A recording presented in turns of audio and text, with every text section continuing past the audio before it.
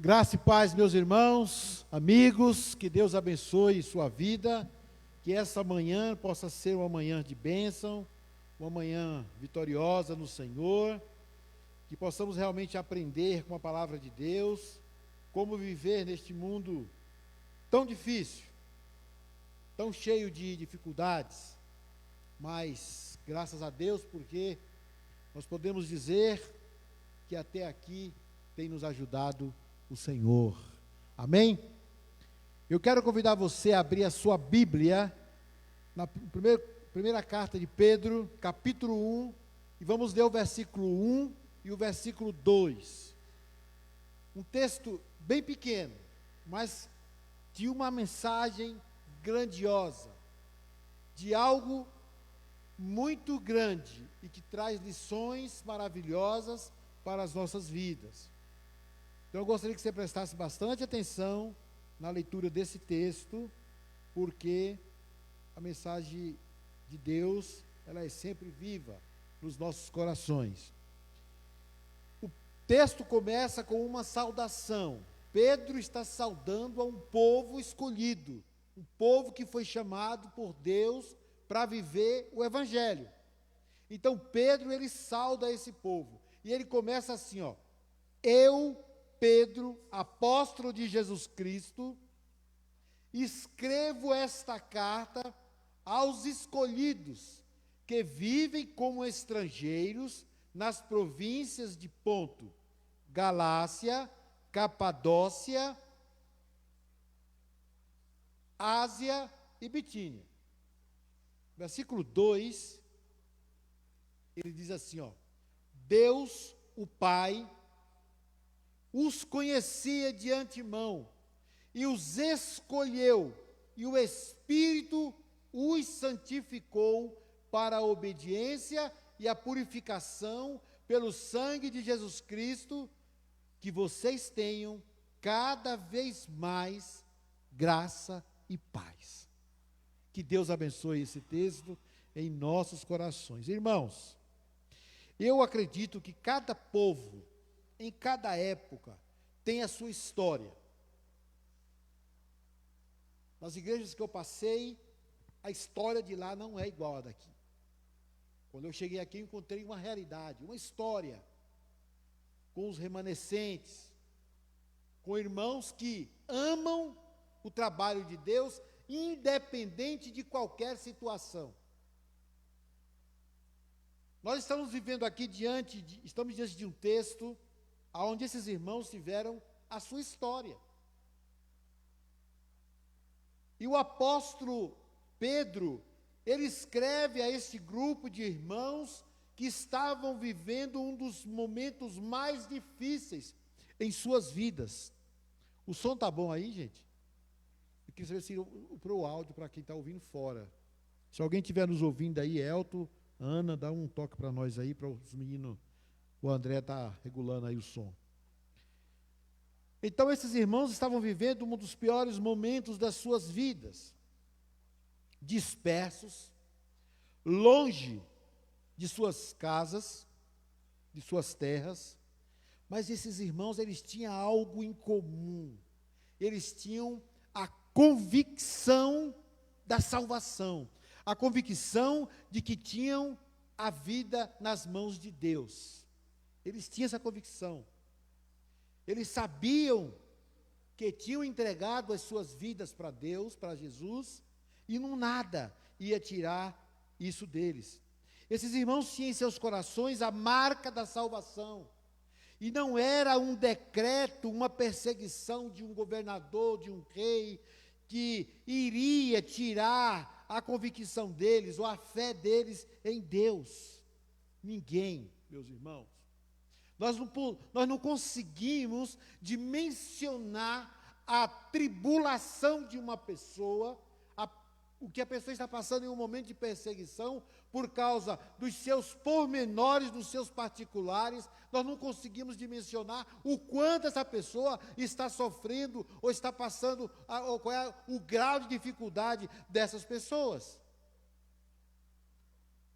Mas esses irmãos, quando nós olhamos para esse texto, que nós lemos, esses 2 versículos, nós encontramos algumas características na vida desses irmãos, que essas características devem servir para as nossas vidas, em pleno século 21, que também estamos passando por uma dificuldade. O nosso país está de joelhos diante de uma pandemia mundial, onde milhares de pessoas já foram ceifadas por causa desse vírus. E talvez isso aqui, anos mais tarde, na história, alguém vai dizer assim, aqueles irmãos do século 21, aqueles irmãos do ano de 2021, passaram uma grande tribulação. Famílias inteiras foram dizimadas por causa do Covid. Pessoas perderam precocemente pessoas queridas de um dia para a noite. Tribulação. Eu não passei pela dor de perder alguém nessa pandemia. Aqui, graças a Deus, ninguém perdeu. Mas eu conheço gente que perdeu, irmãos. E eu conversando com essas pessoas, eu ficava tentando mensurar a dor deles, sentir. Irmãos, você não consegue mensurar, porque é algo tão profundo. Imagina um pai que tinha o seu filho aí com 30 anos, casado, com 2 filhos pequenos, e de repente ele vê esse filho ir embora, se acabar numa mesa e ir embora, sozinho no leito de hospital. A dor desse pai, a dor dessa mãe, olhar para aqueles filhos, olhar e saber que o pai, a nora, foram embora, e agora ficou 2 crianças para ser cuidado. Imagina a dor disso, irmãos, uma tribulação terrível. Mas isso não é motivo para nós virarmos as costas para Deus. Esses irmãos, aqui do texto, quando eles viveram essa dispersão, foi algo terrível, porque estavam longe, tiveram que deixar tudo para trás, por causa da perseguição. Então esses irmãos, eles deixam, no meio dessa história, nós podemos perceber muitas vezes que esses irmãos foram escolhidos por Deus para viver isso. E na vida desses irmãos, nós podemos ver algumas características que devem servir para as nossas vidas. Primeiro, por que nós somos escolhidos por Deus? Para vivermos os seus propósitos. Nós somos escolhidos por Deus para vivermos os seus propósitos. Olha o que diz o texto no versículo 2, na parte A. Vocês foram escolhidos de acordo com os propósitos de Deus. Na outra tradução aqui, deixa eu ver como é que está. Diz assim, bendito, aliás, cadê Jesus? Está aqui, escolhidos de acordo com o pré-conhecimento de Deus, Pai, para a obra de santificação. Então, esses irmãos foram escolhidos para viverem os propósitos de Deus. Vocês foram escolhidos de acordo com os propósitos de Deus, diz o texto. E aí, talvez possa estar em sua mente agora, mas pastor, quais são esses propósitos de Deus em nossas vidas? Por quê? Quais são os propósitos de Deus na vida? Como podemos cumprir esses propósitos? Quais são eles? E nós começamos dizendo que o que Deus espera de cada um de nós, meus irmãos, é que quando Deus nos vê, Ele não está simplesmente nos vendo, mas Ele está vendo por sua onisciência o quanto somos capazes de adorá-lo, mesmo em meio às dificuldades. Então, propósito de Deus, adoração. Adoração em meio às dificuldades. Tantas dificuldades que nós temos. Nunca podemos esquecer que mesmo em meio à pandemia, mesmo em meio à doença, mesmo em meio à dificuldade financeira, mesmo perdendo o seu emprego, mesmo que você tenha dificuldade no seu casamento, mesmo que você tenha dificuldade na sua família, mesmo que um filho não te agrada com os seus comportamentos, a sua adoração a Deus é inegociável. Amém? É inegociável. Não existe, Senhor, eu estou muito triste hoje, então, fechar a janelinha aqui, eu não quero te adorar hoje. Não existe isso, irmãos. Na vida do cristão, a adoração a Deus é primordial. A Luciana leu citou um versículo aqui de João 4, 24, que diz o quê? Repete, Lu?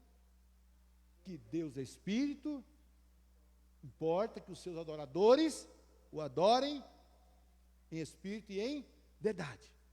É isso que Deus quer de nós. O propósito de Deus é que nós sejamos verdadeiros adoradores, meus irmãos. E esses irmãos, mesmo em dificuldade, eles demonstram isso. Talvez algumas pessoas podem pensar ou achar que os irmãos que viveram a dispersão eram especiais ou que tinham um grau maior de intimidade com Deus, só que não. Esses irmãos, esse grupo de irmãos, eram pessoas comuns como cada um de nós. Eles comiam, eles bebiam, eles vestiam, eles tinham sede, eles tinham fome, eles tinham necessidade, tinham dificuldades, cansavam, igual nós. Se eles tinham um grau de intimidade com Deus, não é porque simplesmente Deus ia só para eles, é porque eles buscavam esse grau de intimidade, e eu e você podemos buscar esse grau de intimidade com Deus também, propósito de Deus, que nós nos aproximamos dele a cada dia. Não importa, meu irmão, onde o problema que você esteja vivendo, aproxime-se de Deus, busca mais a Deus. Quanto mais você busca a Deus, a sua vida se torna santa. E essa semana, o pastor Carlito Paz, ele falou uma frase que encheu meu coração de alegria. Eu até anotei essa frase, ele diz assim, ó: a santidade é um modo de caminhar que nos leva a experimentar Deus como nunca antes. Ela nos edifica para a vida que precisamos viver hoje, gerando muitos frutos bons para a nossa saúde física e emocional e para nossos relacionamentos e família. Olha que coisa interessante. A santidade, ela não é importante só para a nossa vida, mas ela nos faz entender os propósitos da vida, onde nós estamos, no trabalho, na escola, na família, nos relacionamentos, na vida emocional, em todos os segmentos da vida. A santidade, a aproximação de Deus nos faz entender como devemos nos comportar nessa vida. Irmãos, eu não diria experimenta, mas talvez você já tenha passado um período na sua vida onde você esteve um tanto quanto longe de Deus e sua santidade ficou um tanto quanto a desejar. E você talvez tenha aprendido com as experiências do passado que esse distanciamento de Deus não é bom. As dificuldades que você passou, os problemas que você enfrentou e não sabiam como resolver, porque você estava longe de Deus. Então, Pedro continua dizendo, meus irmãos, que mesmo nas dificuldades, esses irmãos, eles foram fiéis e continuaram adorando ao Deus verdadeiro. E muitas pessoas declaram diante de Deus, aliás, muitas pessoas declaram diante de todos e de tudo que adoram a Deus. Mas basta um problema, uma dificuldade, basta um pingo de chuva maior, e logo blasfemam, resmungam, e o Deus que antes era declarado Deus de poder, passa a ser um Deus odiado. Porque Deus não fez isso, porque Deus não fez aquilo, porque Deus não me livrou, porque Deus não me avisou. Mas onde está a sua santidade com Deus? Qual é o seu grau de relacionamento para você entender os propósitos de Deus na sua vida?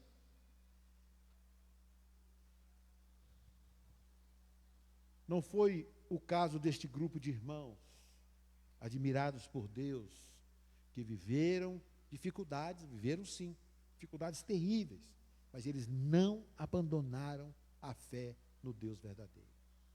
É isso que Deus quer desta igreja. É isso que Deus quer de mim, é isso que Deus quer de mim e de você que está nos assistindo. O que Deus está pedindo para você é intimidade com Ele, adoração, continuar. É desta forma que Deus quer olhar para nós, verdadeiros adoradores, vivendo a beleza de Cristo em nossas vidas, para nos usar em seu reino de poder, transformando vidas tristes em vidas alegres.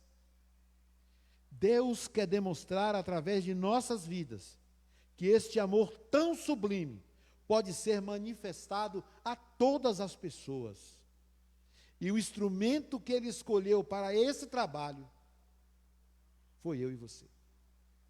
Ou seja, a igreja dele. Nós. Foi você que Deus escolheu para ser esse transmissor da palavra. E como já vimos no texto, através dos seus atos, da sua atitude, da sua adoração, da sua convicção e da sua posição diante do rei.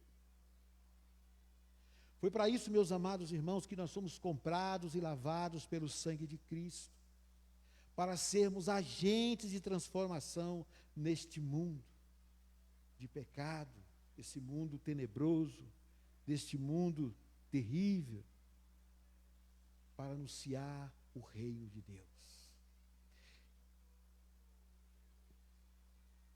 Privilégio que os anjos buscaram ter, mas foi negado aos anjos. Somente ao homem foi dado esse privilégio de pregar, de anunciar as boas novas da salvação. Esse grupo de irmãos continua a nos ensinar que o fato de sermos escolhidos por Deus, nós somos escolhidos por Deus para vivermos dedicados em obediência. Olha o que o texto diz na segunda parte do texto, na parte B. Diz: e pelo Espírito de Deus, vocês foram feitos um povo dedicado a Ele, a fim de obedecerem. Deus nos chamou para vivermos em obediência, meu irmão. Não adianta você querer uma vida de duplicidade. Hoje eu sou crente, na igreja eu sou cristão, lá no mundo eu sou um cidadão, e na vida de um cidadão eu faço o que eu quero, o que eu posso, o que vinha na minha teia eu faço. Não é assim que a Bíblia fala. A Bíblia diz que nós temos que ser um povo só, de uma só palavra. Este grupo de irmãos, descrito por Pedro, tinham vários motivos para se rebelarem contra Deus. Eu listei aqui: eles perderam suas casas, se separaram de pessoas amadas, tiveram que se reorganizar para continuar vivendo, mesmo assim continuarem em obediência a Deus, não deixaram que as dificuldades os levassem para longe de Deus. Ao invés disso, eles preferiram continuar adorando a Deus, continuar viver em obediência. E a obediência a Deus é o segredo para uma vida abençoada. A obediência a Deus é o segredo para uma vida que, embora passemos por dificuldades, você continua tendo uma vida abençoada. Eu conheci um irmão da Assembleia de Deus, e eu volto a dizer aqui uma frase que eu sempre digo: eu tenho muito respeito pelos assembleianos. Sou batista, mas tenho muito respeito pelos assembleianos, porque eu conheço assembleianos que são homens e mulheres de Deus, que vivem vida de santidade.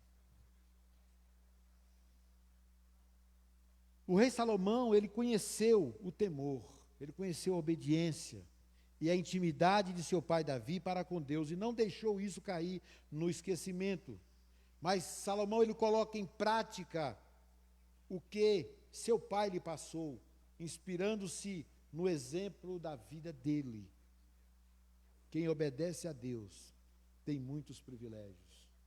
Nós aprendemos, meus irmãos, na palavra de Deus, que pela mensagem da verdade e pelo poder de Deus, conforme Paulo escreve lá em 2 Coríntios, capítulo 6, versículo 7, quando ele diz assim, por vivermos em obediência à vontade de Deus, temos as armas que usamos tanto para atacar como para nos defender. 2 Coríntios, capítulo 6, versículo 7. Paulo está dizendo: olha, vocês como cristãos, não importa se vocês estão vivendo o pior dos momentos das suas vidas, vocês têm as armas que vocês precisam para atacar o mundo, para atacar o demônio, para lutar. E também para se defender quando as astúcias do diabo vier contra a sua vida. Eu estava conversando ontem com uma pessoa, entramos nessa área de demonização, de pessoas endemoniadas, e eu disse para ele bem claro, eu disse: olha, fulano, não sei se ele está me assistindo, também não me autorizou a falar, mas então, não vou citar o nome. Eu falei: olha, quando uma pessoa é cristão, convertido e tem dentro dele o Espírito Santo de Deus, o demônio não tem poder sobre a vida dele. Amém? Não tem poder sobre a vida dele. Eu creio nisso, irmãos. Eu creio nisso. Quando você tem o Espírito Santo de Deus, você jamais será possuído pelo diabo, porque onde está a luz, as trevas não ficam também. Ela bate em retirada. E a Bíblia vai nos dizer que nós somos filhos de Deus. E que se nós resistirmos ao diabo, ele fugirá de vós, porque ele não... irmãos, o diabo ele não é páreo para você que tem o Espírito Santo de Deus. Pronto, final, parou. É aí. O diabo não é páreo para você. Agora, você precisa ser convertido, ser cristão em Cristo Jesus. Salomão, ele reconhecia que o Senhor é o Deus de Israel e que, portanto, todo Israel lhe devia honra e temor e deveria andar em obediência à sua palavra e às suas ordenanças. Sabe o que eu posso, nesse tópico aqui, irmão, dizer que o que Deus quer de nós é que nós reconheçamos a nossa posição. E a nossa posição dentro do reino de Deus está ali, ó, aos pés daquela cruz, lá embaixo, que é onde ficavam os pés de Cristo. É aos pés de Cristo que é a nossa posição. Reconhecendo que nós somos homens dependentes de Deus, mas que somos capazes de, auxiliado por Ele, adentrar por este mundo, rasgar as trevas e pregar a luz do Evangelho. Nós podemos fazer isso, porque nós somos comprados e lavados pelo sangue de Jesus, para vivermos em obediência à sua palavra. Aqueles que se submetem a Deus, mas não à sua obra, não podem ser considerados obedientes. A menos ainda os que não se submetem verdadeiramente aos ensinamentos da sua palavra, mas são bajuladores por fora, têm uma vida de duplicidade. Parece cristão, parece denorex, né? Parece que é, mas não é. Então, nós precisamos ter uma vida declarada diante do Senhor. E o que Deus quer de nós é isso, que nós sejamos cristãos declarados diante do reino, que nós sejamos conscientes daquilo que nós somos, que nós sejamos conscientes para qual papel nós somos chamados, primeiro para a adoração, depois para a proclamação. Precisamos ter essa consciência, meus irmãos, para vivermos em obediência a Deus, para podermos ser canal de bênção na vida das pessoas. Aqueles que realmente se submetem a Deus, são todos capazes de ganhar com a obra e alcançar a compreensão do caráter e da obra de Deus. Somente esses homens se submetem verdadeiramente a Deus. Aqueles que não foram, aqueles que não entenderam ainda esse propósito, aqueles que não entenderam ainda qual é o propósito do Evangelho, eles ainda se ufanam, eles ainda se ensoberbecem, porque não entendem o que Deus está fazendo. Os seus ouvidos estão tapados, os seus olhos estão fechados, eles não conseguem entender a voz do Espírito Santo em suas vidas. Principalmente hoje, nessa questão da teologia da prosperidade, aonde as pessoas declaram e ordenam a Deus e determinam a Deus o que Deus tem que fazer. Tem que voltar aqui que eu tenho uma linha de... para não passar dessa linha. Então precisamos tomar cuidado com a nossa vida cristã. Precisamos nos colocarmos diante de Deus e buscar a sua face a cada dia. E saber que o nosso local é aos pés de Cristo. Esses irmãos viveram isso. E isso é uma grande lição. Terceiro, por que fomos escolhidos por Deus? Para sermos purificados pelo seu sangue. Se você olhar para o versículo 2 ainda, na última parte, no versículo C, na parte C do versículo, o texto vai dizer o quê? Que nós somos purificados pelo sangue de Cristo. E é no sangue de Jesus que tudo aconteceu. O romper das trevas, a quebra das algemas que nos prendia, a vitória sobre a morte. Quando Jesus declara, depois que ele sai, ele fala: ó morte, onde está a sua vitória? Cadê os teus aguilhões? Já não existia mais, porque tinham sido quebradas. A derrota de Satanás. O pecado que antes tinha domínio sobre nossas vidas, já não é mais um problema, porque tem solução. Aí, João, lá em 1 João capítulo 1, versículo 9, eu amo esse versículo. Ele diz: se confessarmos os nossos pecados, Ele é fiel e justo para nos perdoar os pecados e nos purificar. Irmãos, esse nos purificar me chama muita atenção. Porque não é só você dizer: Senhor, perdoa os meus pecados. Uma coisa superficial. Mas é você descer lá no fundo do navio. É você descer lá no mais baixo escalão da escada espiritual. E falar: Senhor, sonda o meu coração. Senhor, vê se há em mim alguma coisa que não te agrada. Vê se há alguma coisa em mim que ainda me distancia do Senhor. Vê se há alguma coisa em mim que entristece o Senhor e tira de mim. E falar como o salmista: me dá um coração novo. Me dá, Senhor, uma visão nova. Eu quero ser esse povo eleito, eu quero ser esse povo, eu quero ser esse povo que proclama a tua palavra. Eu quero ser esse povo que aonde passa as pessoas dizem: olha, ali tem um grupo de cristãos, ali vai os bíblias, ali vai as pessoas que declaram o Senhor. Eu quero ser essa pessoa. E para você ser isso, você precisa reconhecer o seu pecado. Você precisa confessar diante de Deus. E você precisa deixar. A condição para o perdão, para esse tipo de limpeza, é confissão de pecado que cometemos. Ou, em outras palavras, uma confissão pela qual eu andei perdido, eu andei fazendo coisas erradas, mas eu reconheci, voltei e pedi perdão pelos meus pecados. É somente pelo sangue de Jesus Cristo que podemos ter o perdão dos pecados, tirando toda a condenação, tirando todo o apontar de dedo de Satanás para nós. Olha, eu vi você fazer isso, fazer aquilo. Você não viu nada, porque o que você viu já não existe mais, porque no sangue de Jesus eu já estou liberto. No sangue de Jesus eu não sou mais a sua presa.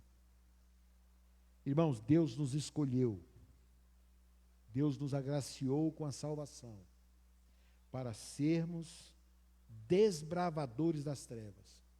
E é isso que Deus espera da sua igreja, lavada e remida pelo sangue do Cordeiro. Você foi lavado pelo sangue do Cordeiro.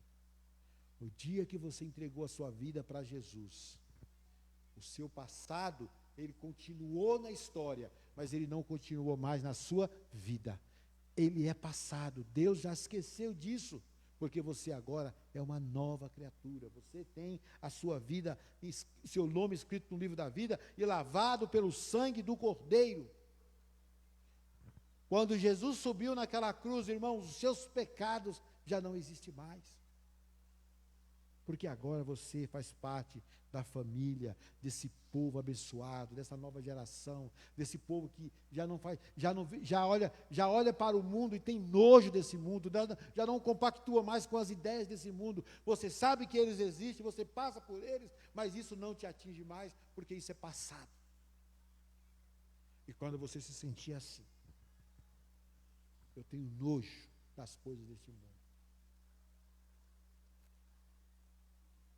tenha certeza que Deus está olhando para você e Deus está se agradando de você. Eu concluo essa palavra dizendo que quando entendermos esses 3 pilares ou patamares, entenderemos o porquê fomos escolhidos por Deus.